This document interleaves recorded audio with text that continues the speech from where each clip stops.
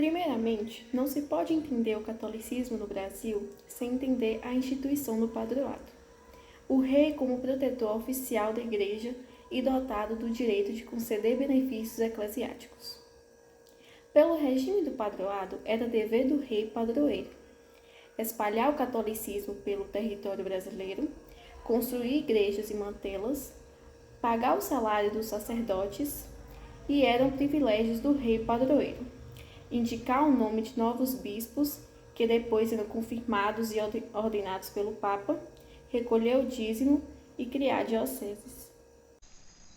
O padroado era uma prerrogativa da coroa, em virtude do rei ser grão-mestre da Ordem de Cristo, de São Tiago da Espada e de São Bento. Basicamente, o padroado significava de quem designava e permitia a catequese em terras portuguesas. Além-mar era o Estado português. Para Santa Fé, enrolada até a medula com assuntos internos e com a reforma dos diabos, literalmente, espalhando suas metástases para todos os lados. Era um verdadeiro alívio. Mas claro que houve uma interferência do poder estatal, que como sempre estraga tudo. O catolicismo e o respeito da coroa pelo Papa acabavam no exato momento em que o rei era contrariado. Afinal, o projeto de poder do Estado nem sempre coaduna com as diretrizes da evangelização, e era a grana do governo que estava em jogo. Resultado: o clero no Brasil desenvolveu uma cultura de maior ligação com o Estado do que com Roma. Mas o que servia a Deus, os padres precisavam ser muito submissos ao rei, porque só haviam nomeações depois de longos períodos em que o povo ficava bem navios.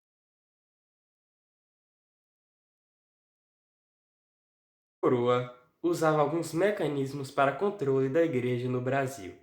Os principais eram a Mesa da Consciência e Ordens e o Conselho Ultramarinho.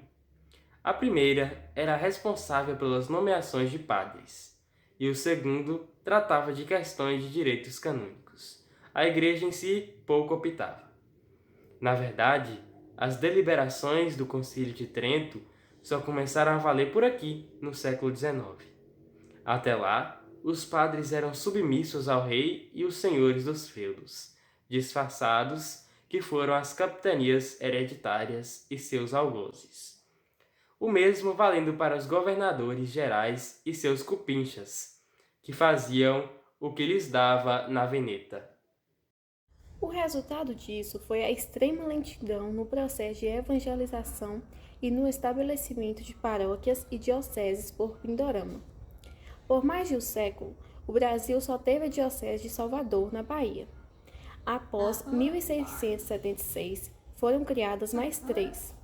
Ao final dessa brincadeira, havia apenas 7 dioceses em todo esse mundão até 1822, com a proclamação da independência.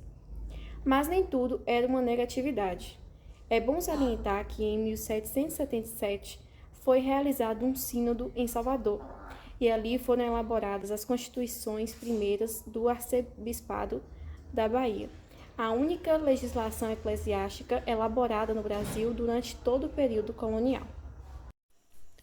Mas havia aquela parte do clero a qual o padroado incomodava, e esses se viraram como podiam.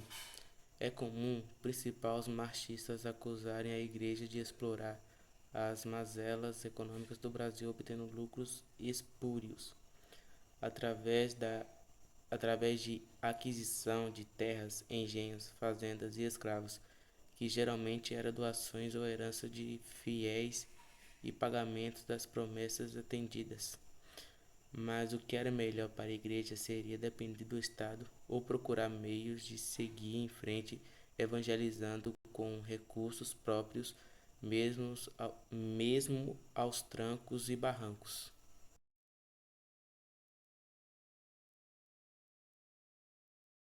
No Brasil, a expansão do catolicismo foi marcada pela ação dos jesuítas junto com a população nativa. Contudo, não podemos deixar de levar em conta que, sendo um lugar de encontro de várias culturas, o território brasileiro se tornou próprio para a prática de rituais e para outras manifestações que iam contra os preceitos católicos. Muitas vezes, recorrendo aos saberes dos indígenas ou dos escravos africanos, os professores católicos se desviavam dos seus dogmas. Em vários documentos de época, possuímos o registro de que algumas situações onde homens e mulheres apelavam para os saberes místicos de alguns feiticeiros. Geralmente, essa opção era ativada quando os remédios e ações litúrgicas cristãs não surgiam o esperado efeito em alguns que sofriam com alguma enfermidade física ou emocional. Muitas vezes, até mesmo alguns padres eram denunciados aos seus superiores por recomendar a ação desse tipo de prática religiosa. Para frear esse costume, os dirigentes da igreja fizeram um requerimento das chamadas visitações do Tribunal do Santo Ofício.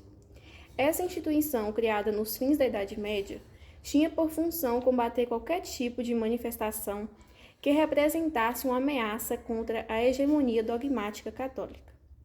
Em 1591, o clérigo Heitor Furtado Mendonça foi o primeiro a estabelecer essas visitações que investigavam os casos de heresia ocorridos no Brasil. As denúncias pelas práticas heréticas surgiam das mais variadas formas. Qualquer delação sem provas ou dedução precipitada bastava para que as autoridades retirassem o acusado do seu lar para responder ao processo. No momento em que chegavam à localidade para facilitar o acesso aos suspeitos, o inquisidor anunciava nas praças e igrejas os tais editos de fé, que eram uma espécie de documento oficial onde o clérigo declarava os pecados que poderiam ser denunciados. Após ser preso pelas autoridades, o acusado passava por uma série de torturas que tinha como principal função obter a confissão do herege. Uma das punições mais comuns utilizadas era cortar a planta dos pés do acusado e, depois de untá-los com manteiga, expor as feridas em um braseiro. Contudo, antes que uma sessão de tortura fosse iniciada, um médico realizava uma avaliação prévia para que as limitações físicas do indivíduo fossem levadas em conta. Somente quando alguém não confessava os pecados denunciados é que a morte na fogueira era utilizada. Sendo um instrumento de forte natureza coercitiva, os membros do Tribunal da Inquisição acreditavam que a humilhação pública era um instrumento de combate bem mais eficiente que a morte.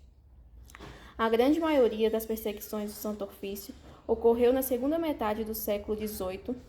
Ao todo, cerca de 500 pessoas foram denunciadas no Brasil, sendo a maioria acusadas de disseminar o judaísmo.